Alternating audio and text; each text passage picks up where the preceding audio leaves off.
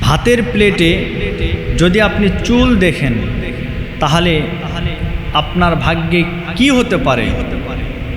অবশ্যই আমাদেরকে বিষয়টা জানতে হবে। আমরা অধিকাংশ সময় দেখি মহিলা মা বোনেরা রান্না করতে গিয়ে ভাতে তরকারির ভিতরে বিভিন্ন সময় তাদের চুল চলে যায়। এই চুলটা যখন আমরা পাই, আমরা অনেক কিছু মনে করে কি করি, হয় ওই প্লেটটা বাতিল করি, নইলে ভাতটুকুন আমরা ফেলে দিই। আসলে আমাদেরকে জানতে হবে যে আমরা যে ফেলে দিলাম, ফেলে দেওয়াতে আমাদের ক্ষতি কি হচ্ছে, বা আমরা যদি ওটা খাই তাহলে আমাদের ভাগ্যে কোন পরিবর্তন আছে কিনা, ভাগ্যে আমাদের কোনো কিছু আছে কিনা, অবশ্যই আমাদেরকে জানতে হবে। কারণ আল্লাহ বলেন কুলু ওয়াশরাবু ওয়ালা তুসরিফু, তোমরা খাও পান করো কিন্তু তোমরা অপচয় করিও না। এই পৃথিবীতে আমরা বিভিন্ন সময় দেখি যে অনেকে অনেক কিছু ভাবে, টাকা পয়সা, এরপরে খাবার, আসবাবপত্র, জিনিস, ব্যবহার্য অনেক জিনিসপত্র স্বেচ্ছায় ইচ্ছাকৃতভাবে দেখবেন নষ্ট করে ফেলে, কিন্তু এটা করা যাবে না। আল্লাহ পাক বলেন ইন্নাল মুবাযযিরিনা কানু ইখওয়ানাশ শায়াতিন, নিশ্চয় যারা অপচয় করে এরা হচ্ছে শয়তানের ভাই। আর আপনি যদি অপচয় করেন তাহলে আপনি শয়তানের ভাই হয়ে গেলেন, আর শয়তানের ভাই কোনোদিন আল্লাহর জান্নাতে যেতে পারবে না। কারণ শয়তান তো জান্নাতে যাবে না, এটা আল্লাহর নির্ধারিত। শয়তান চিরস্থায়ী জাহান্নামে। আর আল্লাহর কাছে এ শয়তান আবদার করেছিল, দাবি জানিয়েছিল যে আল্লাহ আপনি তো আমাকে জাহান্নামে দিবেন, তবে আমি আপনার কাছে কিছু নিয়ামত চেয়ে নিচ্ছি। সেই নিয়ামতগুলি কি? 1 নম্বরে আপনি আমাকে কিয়ামত পর্যন্ত হায়াত দিবেন। আল্লাহ বলেন যা, তোকে আমি দিয়ে দিলাম। 2 নম্বরে আপনি আমাকে এমন পাওয়ার দিবেন যে আমি মানুষের যেন রোগে, শিরা, উপশিরায় সব জায়গায় যেন আমি প্রবেশ করতে পারি, ডানে বামে চতুর্দিকে যেন আমি মানুষকে ধোঁকা দিতে পারি, এই ক্ষমতা, এই পাওয়ার আপনি আমাকে দিবেন। আর 3 নম্বর পাওয়ার হলো আমি মানুষদেরকে যে ধোঁকা দিব, মানুষদেরকে যে বোকা বানাবো, মানুষদেরকে পথ ভ্রষ্ট করব, গোমরাহির দিকে নিয়ে যাব, কিন্তু এই মানুষেরা যাতে করে আমাকে দেখতে না পারে, আমাকে বুঝতে না পারে, তারা যেন ভাবে যে আমরা স্বেচ্ছায় এই কাজগুলি করেছি, এরকম যেন ভাবনা হয়, আর আমাকে যেন তারা গালিগালাজ না করতে পারে, সেই ব্যবস্থাটুকু আমাকে করবেন। রব্বুল আলামিন শয়তানের এই 3টা দাবি কবুল করে নিয়েছেন। 3টা দাবি আল্লাহ পাক তার পূরণ করে দিয়েছেন। কিন্তু সে বলেছিল যে আল্লাহ আপনি আমাকে কিয়ামত পর্যন্ত হায়াত দিবেন, আপনি আমাকে মানুষের রোগে, শিরায়, উপশিরায় যাওয়ার জন্য আপনি আমাকে শক্তি দিবেন, পাওয়ার দিবেন। আর আপনি আমাকে কি করবেন? আপনি আমাকে এমন পাওয়ার দিবেন মানুষেরা যাতে করে আমাকে দেখতে না পারে, এরকম একটা পাওয়ার দিবেন। আল্লাহ এই 3টা পাওয়ার শয়তানকে দিয়েছিল, আর বলেছিল ও শয়তান রে, যা তোকে আজকে আমি সব পাওয়ার দিয়ে দিলাম, কিন্তু তুই জেনে রাখ আমার নেক বান্দা যারা, আমার গোলাম যারা হবে, আল্লাহওয়ালা যারা হবে, যারা 5 ওয়াক্ত নামাজি হবে, যারা ভালো ভালো কাজ করবে, এই সমস্ত মানুষদেরকে তুই কোনোদিন ধোকায় ফেলতে পারবি না। এই সমস্ত মানুষদেরকে তুই কোনোদিন বিপদের ভিতরে ফেলে দিতে পারবি না। আল্লাহর প্রিয় বান্দা যারা, তারা কখনো পথভ্রষ্ট হয় না। আমার ভাইরা,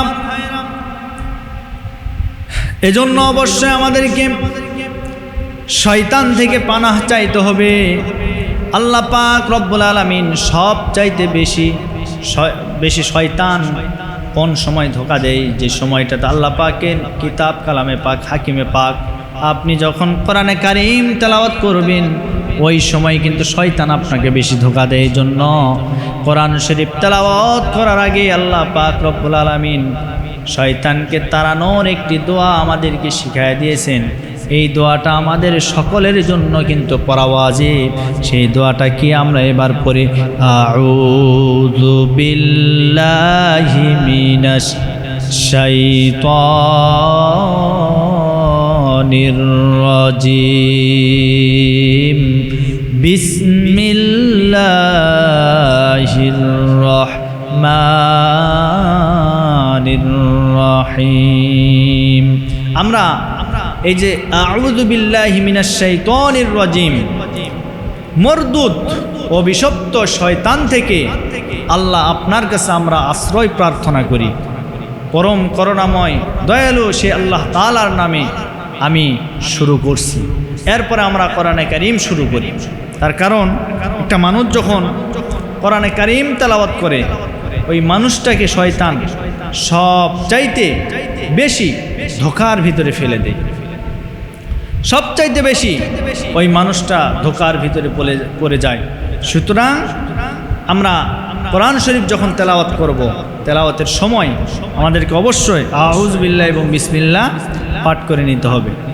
তাহলে আমি যে কথা বলতেছিলাম, ভাতের প্লেটের ভিতরে কেউ যদি চুল দেখতে পায় তাহলে এটাকে কি মনে করবে?